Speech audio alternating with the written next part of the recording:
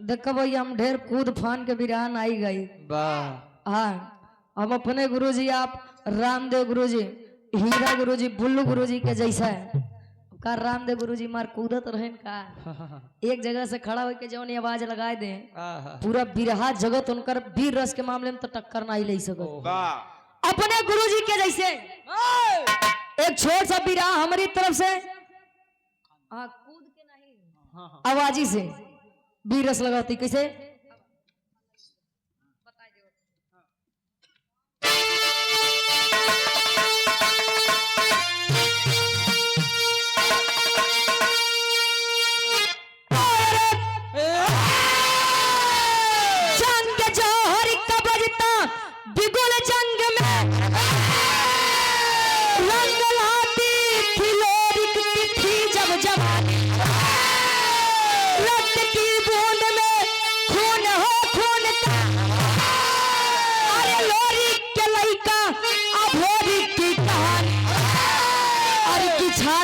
गर्जन करे सर्वदा बोला भोरी माँ क्यों न पिंडदान हुआ। अरे मजरी कहे गुलामी न मंजूर मुझको करे हक अदा वही बलवान हुआ।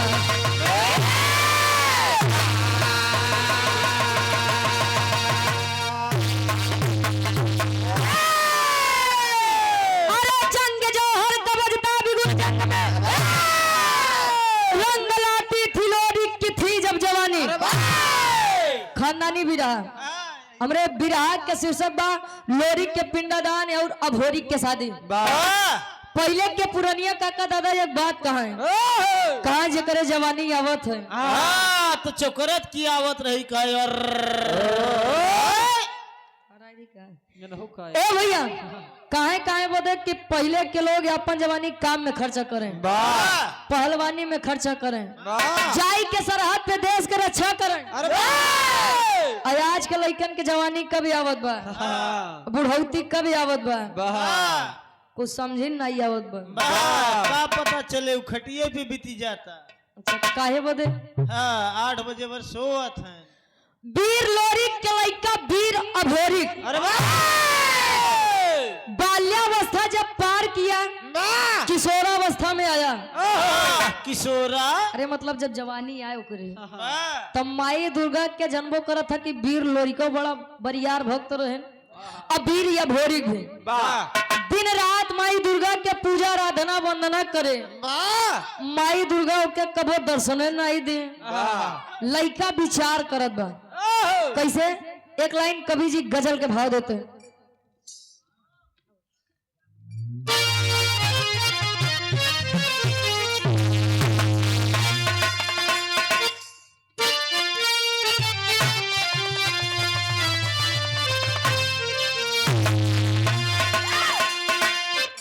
अरे काबे में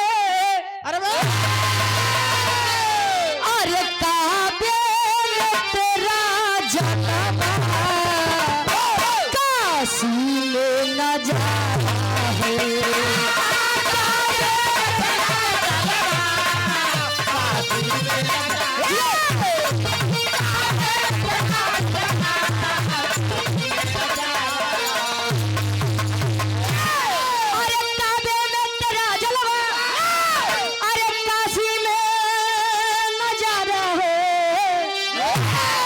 हमें ये भी तो प्यारा है, हमें वो भी तो प्यारा है, हमें ये भी तो प्यारा है, हमें वो भी तो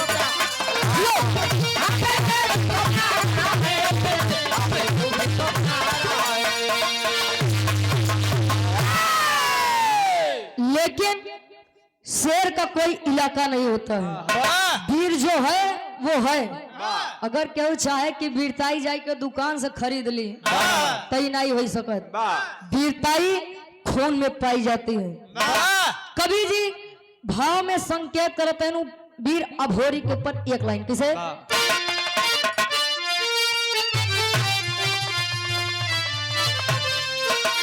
अरे की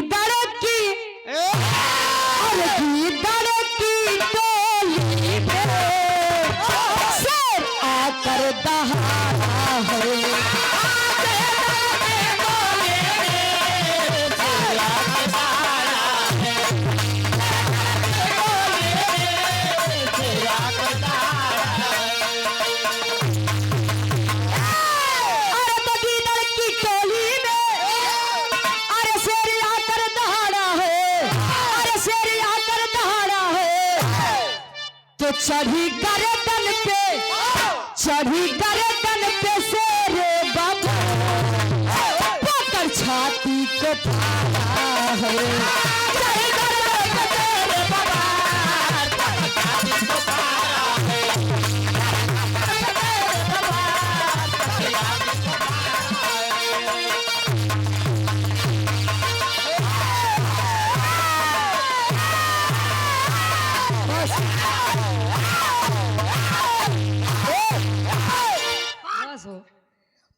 चढ़े गर्दन पे शेरे बबर पकड़ छाती को फाड़ा है।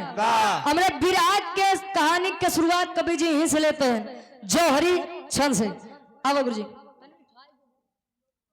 और ये आप राजेश जी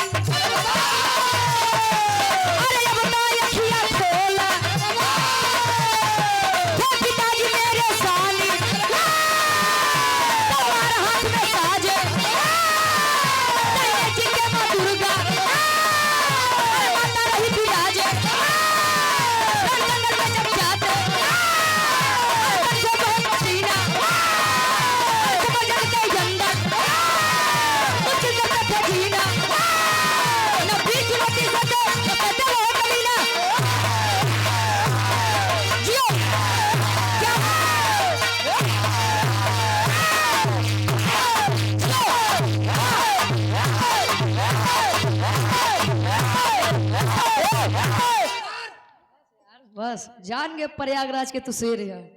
ए भैया कहानी के तनी ध्यान दे। वीर भोरी माई गौरा और माई दुर्गा के चरण पे रोज जाए, रोज पूजा पाठ करे, माई दुर्गा नाई प्रसन्न भाई।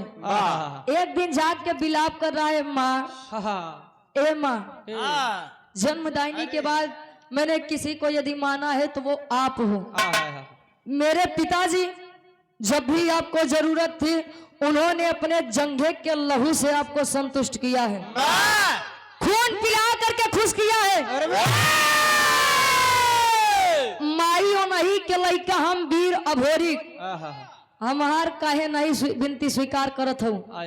माई दुर्गा प्रकट हुई कहीं बेटा मैं क्यों प्रसन्न हूँ मुझे ये नहीं समझ में आता। क्यों कहीं तेरे पिता वीर लोरिक, तेरे जैसे वीर बच्चे का होने का क्या फायदा। कहें क्यों जो आज तक अपने पिता का पिंडा दान न करवा सका। इतनी बतिया जब वीर या भोरिक सुना जाई के माई मजरी से कहे माई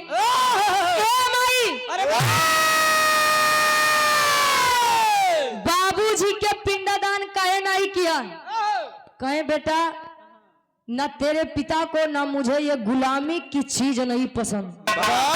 मतलब कहे पिपरी के राजा उसूरपति कोई भी जाता है पिंडदान करने के लिए तो पहले उससे सामना करना पड़ता है और सुबह का सबसे पहला पिंडदान वह अपने पुरखों को करता है।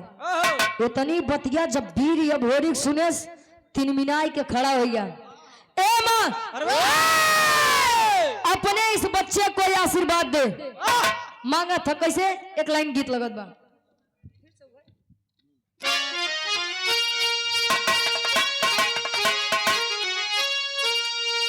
अरे बिरताई क्या मारे, अरे बिरताई क्या हमारे हाय तिलकिया लगावा, हाय तिलकिया लगावा हमारे माई हमके रण में हमारे माई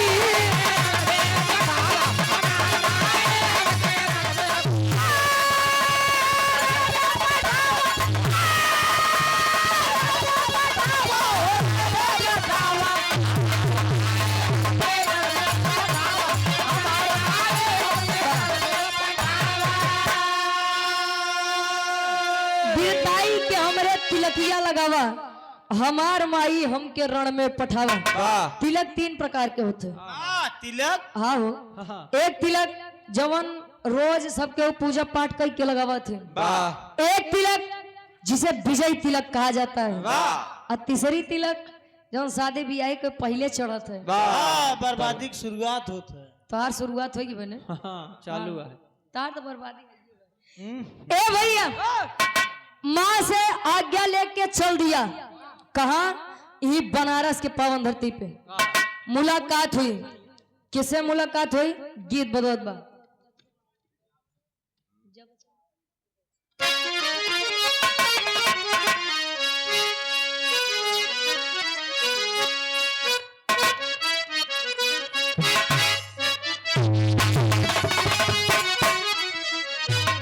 दुल्ही बतावे, अरे जब से गवनवा के दिनवा धराई, रतिया में नींद आवे देह पिया नाराई। जब से गवनवा के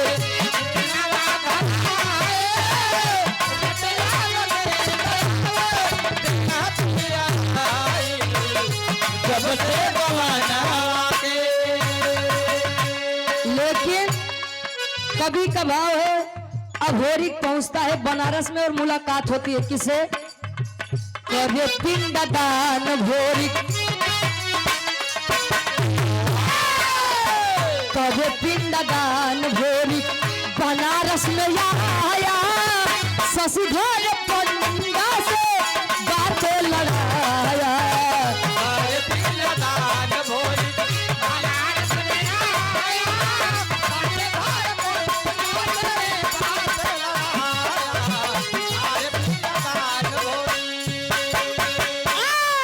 रमाकांत चित्रा से प्रधान पद के प्रत्याशी हैं 21 रुपए। आशीर्वाद के 4।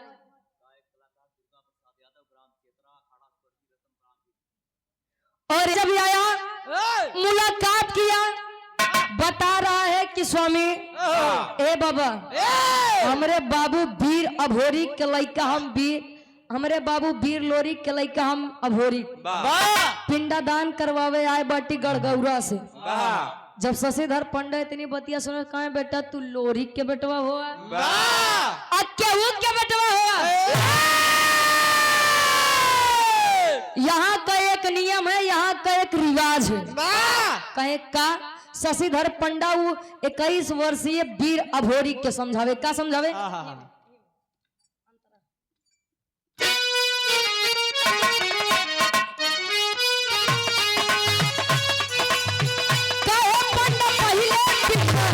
दान करी है राजा,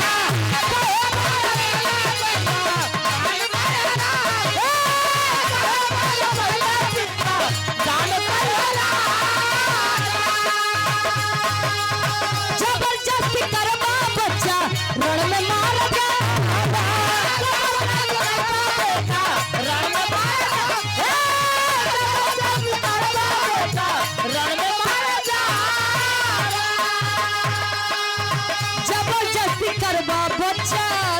मार जावा। सुन के खबर भोरी, सुन के खबर भोरी तन में घुस आया।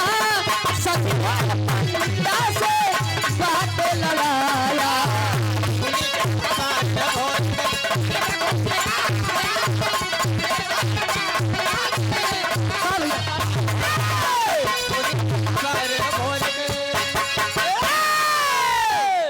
शशिधर पंडा समझा रहे हैं, बेटा अभोरी, मैं पहले पिंडादान नहीं करवा सकता।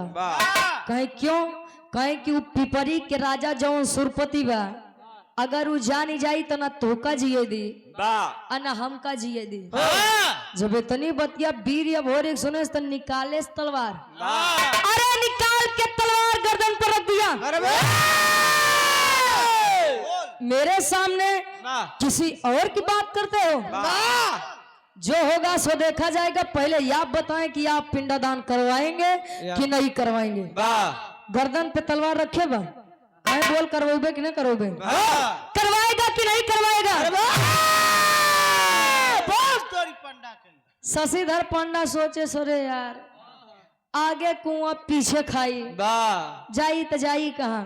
वाह पिंडदान न करवाऊ तो ये मार दे, हाँ पिंडदान करवाए थे तो वो मार दे। वाह मरवाई कैसे सोचता ए भैया कहे कि अबे सामने जौन विपत पड़ी वो पहले ओका हटाई, वाह और जब सुरपति आई तब देखा जाई। कहे बेटा पिंडदान करवाओ, तोर बाप समाना ही छोड़ दे बेटा, कहीं चल के पिंडदान करवाओ। अब होरी जाग के अपने पिता लोरी का पिंडदान करता है, और इतनी बतिया जब पिपरी के राजा सुरपति के पता चला, अरे क्रोध से लाल हो गया, चल दिया युद्ध के लिए, पलटन तैयार करने कहा चल चल एक नान के लड़किया आए बा तने कहानी बतावत बा, हमारे राज में आई के हमका चुनौती देत बा। अब सुरपति पलटन तैयार कर लिया, पहुंचत बा कहा बनारस, और जब बनारस में पहुंचत तब तेरी के भाव में कवि जी लिखते हैं,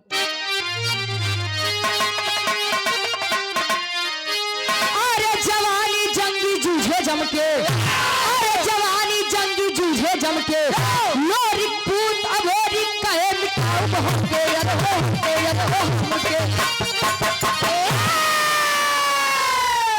लोरी पूत अभोरी कहे मिटाऊ हमके, जवानी जंगी जूझे जमके।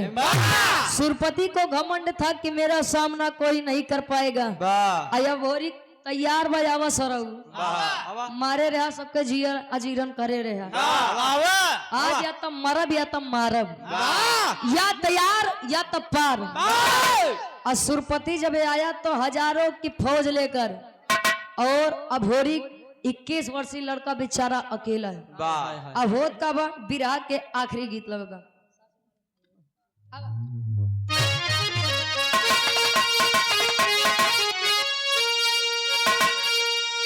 अरे सासू मारे तनवा, अरे सासू मारे तनवा, आई ना नदिया मारे तनवा, तनवा हरि हो मारे तनवा, हरि हो मारे हमरे भैया के सरवा तनवा, हई हो मारे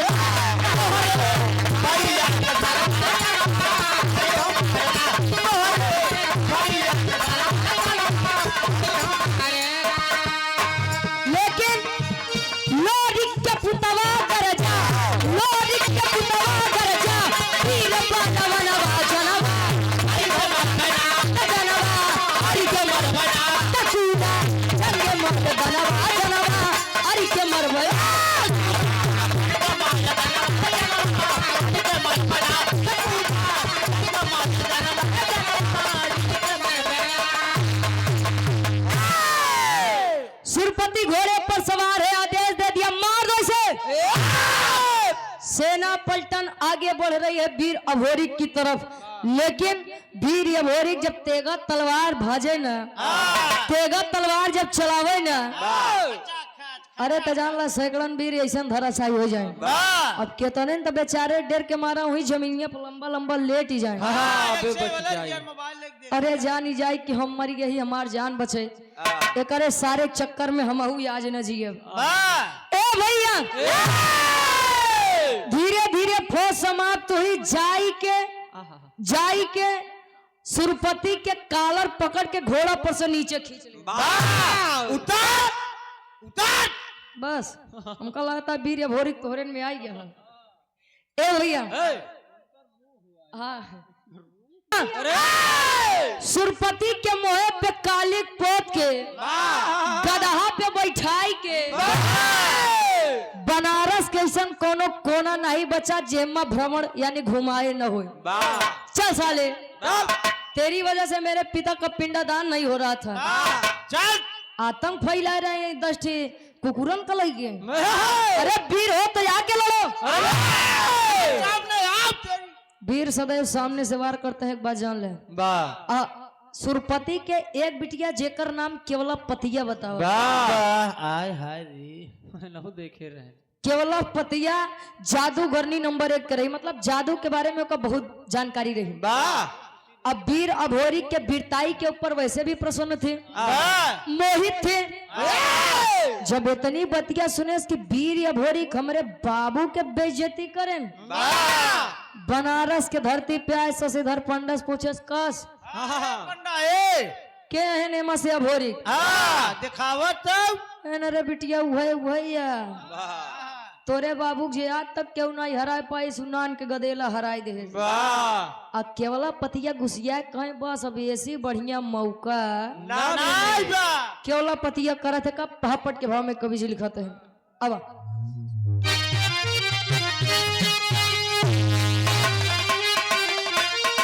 अरे आई केवला पतिया बन हसीना जीना मुश्किल बा, मुश्किल बा बाप के इज्जत भोग हो छीना जीना मुश्किल बा, बाप के इज्जत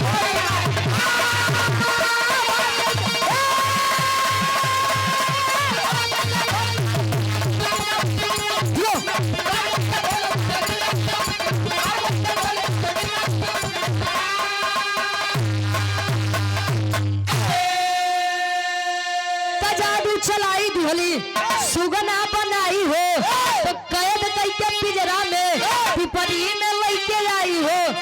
अरे कहे कुंवारी जीव नहीं तोहरा बिना जीना मुश्किल बा, बाप के इज्जत भोग हो छीना जीना मुश्किल बा।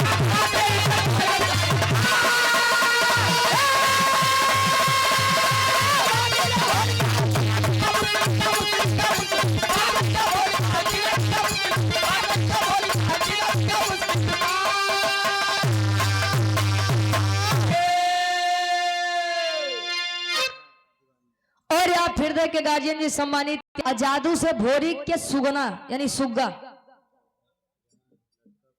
ठीक सुगना बनाई के कैद कई के अपने राज यानी पिपरी में लेके आई। दिन में तो भोरी के सुगना बनाए रहा, लेकिन जब रात होए तब भोरी के मनई यानी पुरुष में फिर से ओकरे जादू से बनाए दे और जबरदस्ती प्रेम करे चाहे। प्रेम प्यार हो, लेकिन अभोरी कहता कि ये मेरे शान के खिलाफ है, मैं ऐसे तुझसे प्यार नहीं कर सकता। धीरे धीरे समय बीतत बा, कहीं जा दुनिया तरसत बा, तुम्हें मिलत बा तो तुम्हें कहीं अटकत बा तो जाबा नीला रमई में। अच्छा ए भैया, अब धीरे धीरे समय बीता गड़गौरा में माई मजरी के चिंता सतावे लग, हमार लइका हमार लल्ला कहाँ है। माई मजरी जी गौरा से द्विवीर भेजते हैं अपने लइका के पता करे बदे। कौन द्विवीर? आल्हा के भाव में कवि जी प्रमाण देते हैं, बिरहा एकदम आखिरी में बा।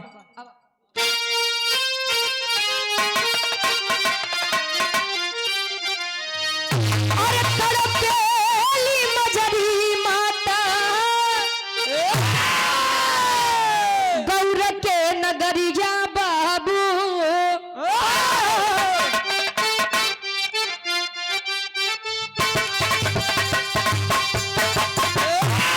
अरे देवराई चनराई के दिहोलिन पठा,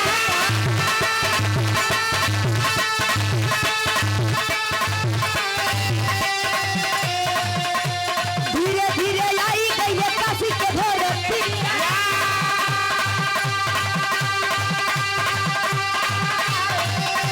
शशिधर पंडा हो गई लंघटा।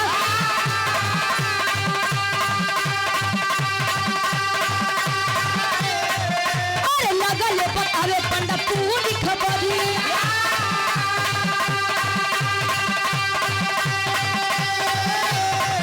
अरे कोलो पतिया सुना दे भोरी के बना। अरे जमुनी के बोलाई लिहलो अब तूनो बिरवा तो जोगी के रूप बन के भजन रहेगा।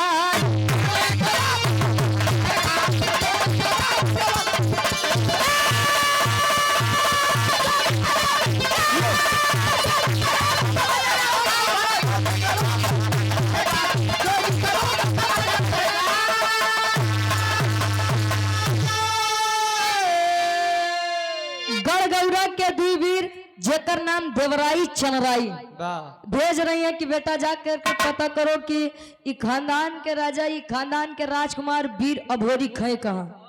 धीरे धीरे काशी के धरती पर आए। काशी के धरती पर जब आए तो पहली मुलाकात ही हो गई शशिधर पंडा से।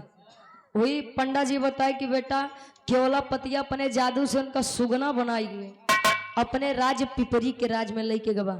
जमुनी माई के खबर दिए।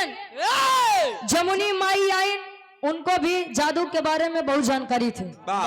तीनों जने जोगी के रूप बन के भजन गावत हरे राम हरे कृष्ण गावत गावत पहुंचन कहा पिपरी के राज सुरपति के दरबार में। अब यहाँ लइके देखत बा कि भजन गावे वाले ला तोरे प्रेम करे के ऐसा नहीं सौर भाई चला भजन सुन ले बा तो शायद तोरे दिल में दिमाग में हमरे प्रति प्रेम जाग जाए। लई के नीचे जैसे आन जमुनी माई कहीं ओहो बेटा हमारा वहां फंसा है। केवलापति कुछ समझ पाओ तो उससे पहले माई जमुनी अपने जादू से सुगना से फिर से वीर अभोरी के लइका बनाई। केवलापतिया के जादू से गदही के रूप दे दे। केवलापतिया बेचारी गदही बने हुई अपने बाबू लगे खड़ी है हिचो हिचो कर रहे। अब तब बोले वीर अभोरी तलवार निकाल के राजा सुरपति के गर्दन पे रखे। कहे जब ऐसा नहीं जीता तो अपने बिटिया के सहारा लिया जाए दे। कहे जब ऐसा नहीं जीता तो अपने बिटिया के सहारा लिया। अरे छोड़ नहीं तो के माई जमुनी के सामने सुरपति गिरिया माई बहिनी हम तुम्हार भाई के समान ही जान बचाई ले तू हमार। मैं अपनी गलती को स्वीकार करता हूँ। माई जमुनी समझावत है लइका वीर अभोरी के कैसे आखिरी भाव खड़ी के भाव में कवि जी लिखत है और या कवि जी लिखत है।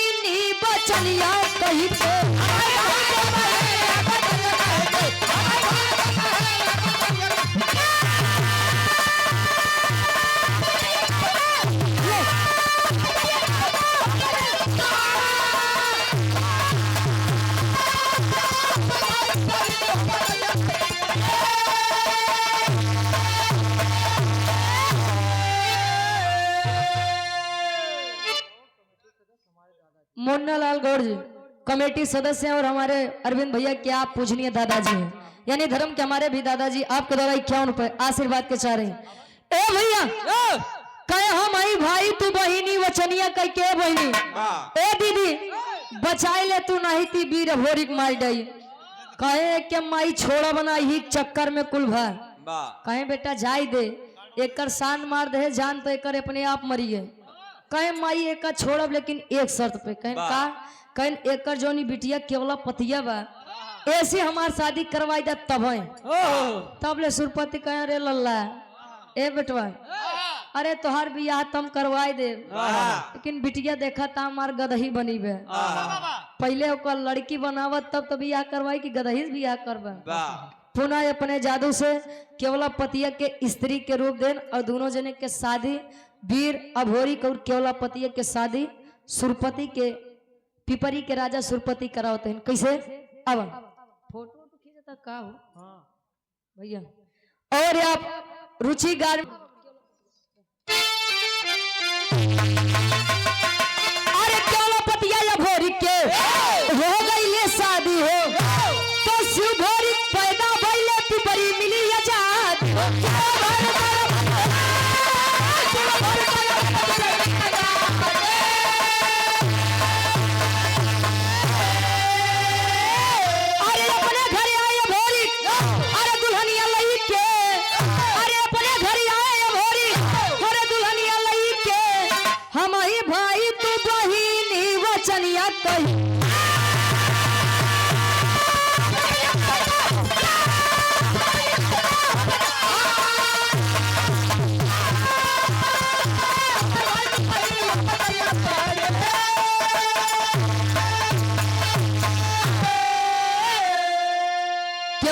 और वीर अभोरी के शादी बा गढ़ गौरा वापस आए।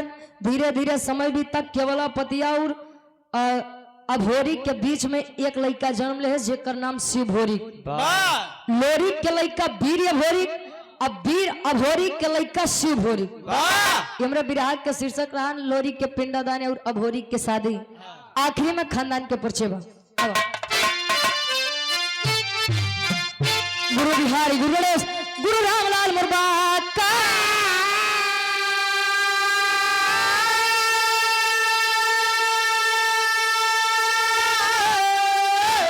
अरे स्वर्ग विशारद कवि चंद्रिका बच्चन का विजय पताका।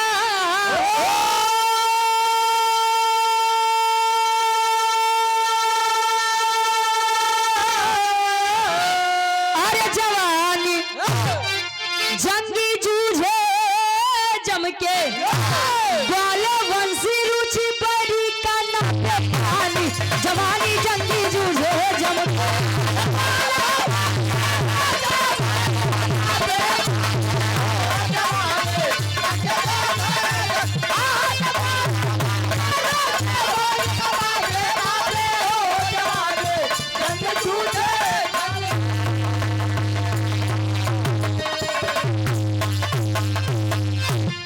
अरविंद भैया के फरमाइश बा एक लाइन टंगिया में टंगी हो जाए, बाद राग के